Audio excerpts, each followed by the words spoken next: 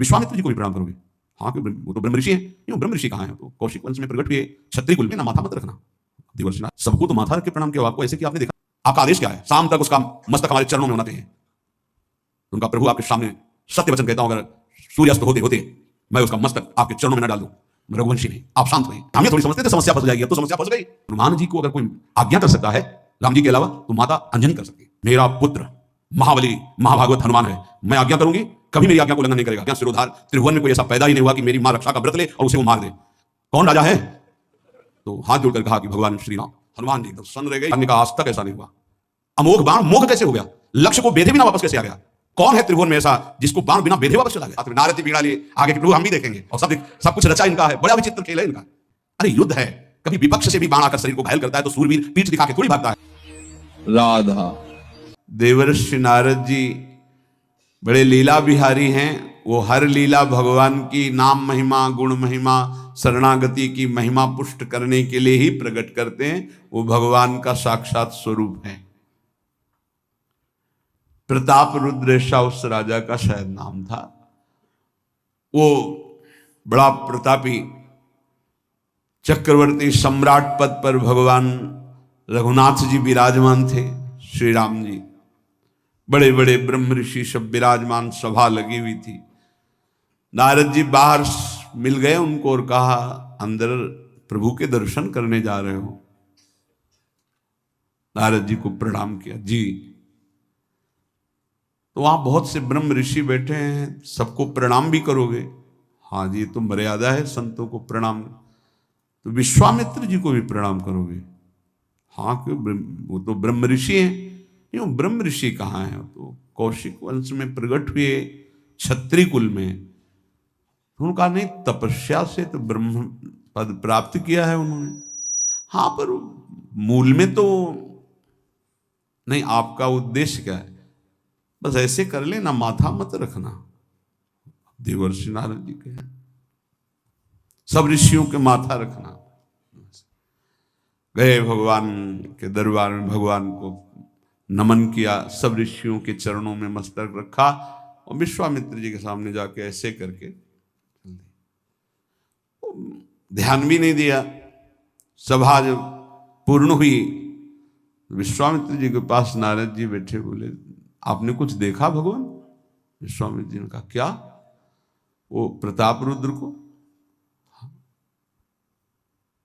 नहीं, क्या बात क्या? सबको तो माथा रख के प्रणाम किया, आपको ऐसे किया, आपने देखा नहीं?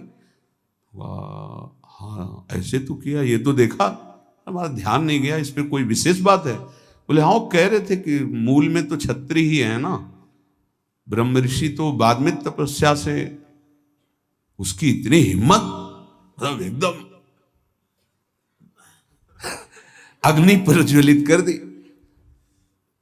हमारा दंड तो मिलना ही चाहिए। देवर्षि नारद, आप जैसे ब्रह्म ऋषि के साथ ऐसा वर्त उसको उधर सिखाया था और इधर ऐसे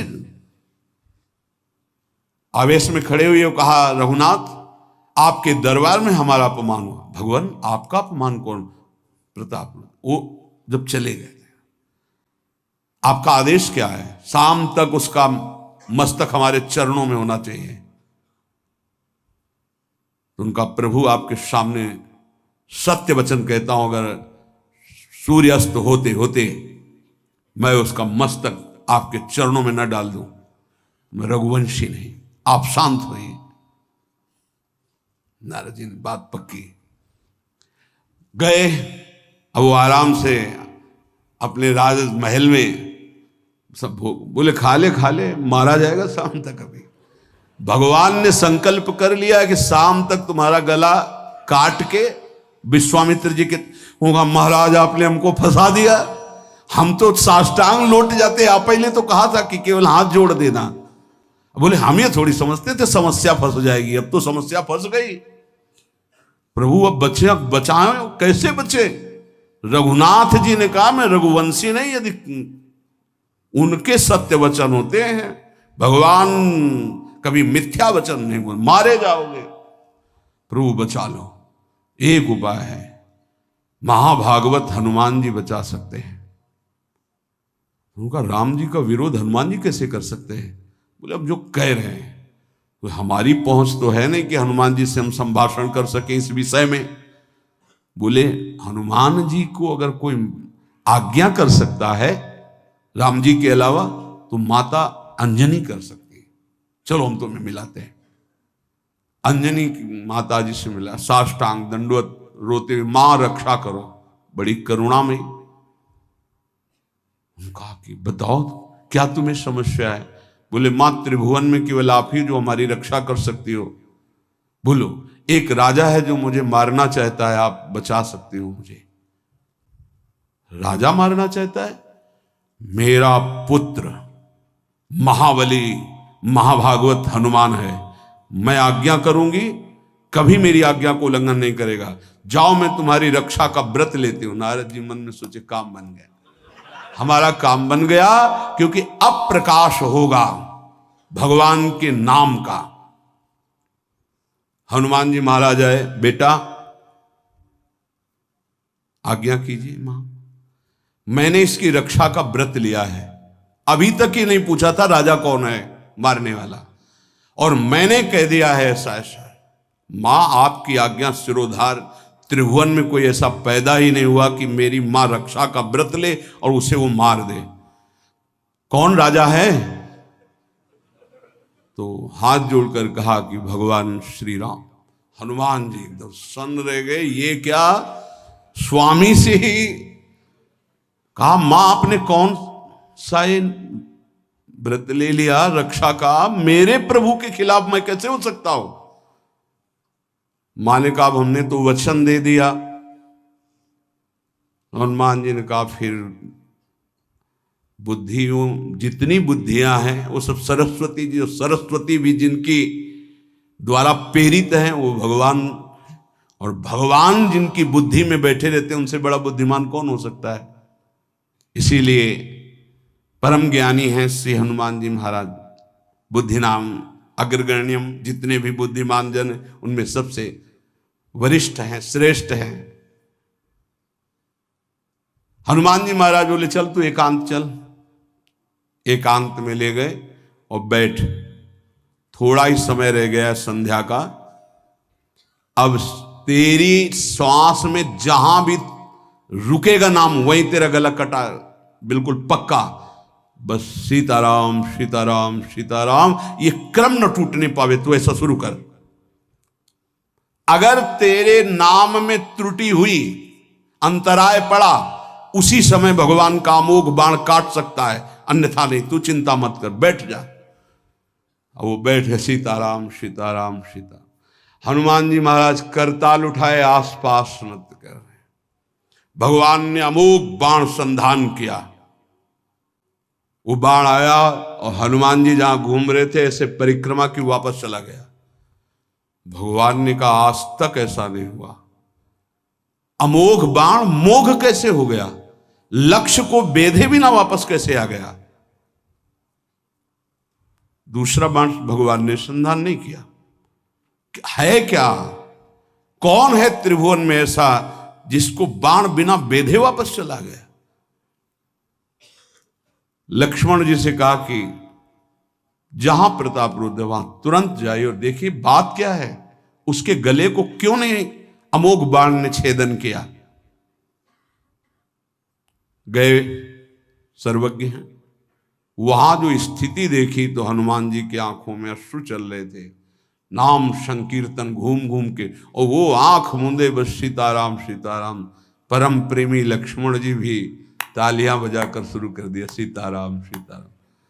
राम जी ने विचार किया कि बाण तो वापस आ गया, लक्ष्मण जी वापस ही नहीं आए, सूचना ही नहीं। और विश्वामित्र जी कह रहे हैं तो आपने प्रण लिया था कि संध्या होते होते। भगवान ने कहा कि आप धैर्य धारण कीजिए गुरुदेव, मैं स्वयं जाता हूं। जब कहा कि मैं स्वयं जाता हूं तो बोले मैं भी स्वयं चलूंगा, देखूंगा तुम निर्णय क्या करते हो। पूरी ब्रह्म ऋषियों की समाज साथ में, नारद जी बीड़ा लिए आगे कि प्रभु हम भी देखेंगे, और सब कुछ रचा इनका है, बड़ा विचित्र खेल है इनका। महाराज जी ही गए तो देखा वो सीताराम सीताराम सीताराम। हनुमान जी महाराज सीताराम सीताराम कीर्तन कर। लक्ष्मण जी कीर्तन, भगवान ने कहा अब समझ में आया, जिसके गले में नाम निरंतर चल रहा है मेरा अमोघ बाण भी छेदन नहीं कर। जो भगवान यहां कह रहे मेरा दिव्य सुदर्शन चक्र भी छेदन नहीं कर। भगवान ने कहा गुरुदेव आपने आज्ञा करी थी कि इसका शीश आना, आपने ये नहीं कहा था कि काट कर आना चाहिए, उसको रखो मस्तक। विश्वामित्र जी प्रसन्न हो गए। नारद जी ने कहा प्रभु इसमें न प्रताप रुद्र का दोष है न ब्रह्म ऋषि विश्वामित्र जी का। मैं ये दिखाना चाहता था कि आपके अमोघ अस्त्र से भी बढ़कर आपका नाम है। आपके अमोघ अस्त्र को कोई अगर, तो नाम आपका है। भगवान ने यहां जो कहा कि मेरा सुदर्शन चक्र भी उस गले को नहीं काट सकता जिससे नाम चलता है। विश्वास कीजिए भगवान की ऐसी लीलाएं होती हैं जिनको माया ऐसे प्रस्तुत करती है कि आपको अविश्वास हो जाए, परेशानी, उसमें गूढ़ रहस्य होते हैं, भगवान के दिव्य विधान होते हैं। हम मायाकृत बुद्धि वाले उस विधानों को नहीं समझते। नाम जापक एक अमोघ शक्ति वाला हो जाता है। आप अभी 4 दिन नाम जप किए, विपत्ति पापाचरण के कारण कोई प्रेरित होकर आ गई, माया ने कोई नाटक रच दिया, आपकी श्रद्धा खत्म हो गई। अरे युद्ध है, कभी विपक्ष से भी बाण आकर शरीर को घायल करता है तो सूरवीर पीठ दिखा के थोड़ी भागता है। ऐसे ही भजन के मार्ग में उतरा जाता है। चाहे जितनी विपत्तियां आए, अब नाम नहीं छूटेगा तो विपत्तियों का कोई प्रभाव आप पर नहीं पड़ेगा। हरि स्मृति सर्व विपदि विमोक्षण।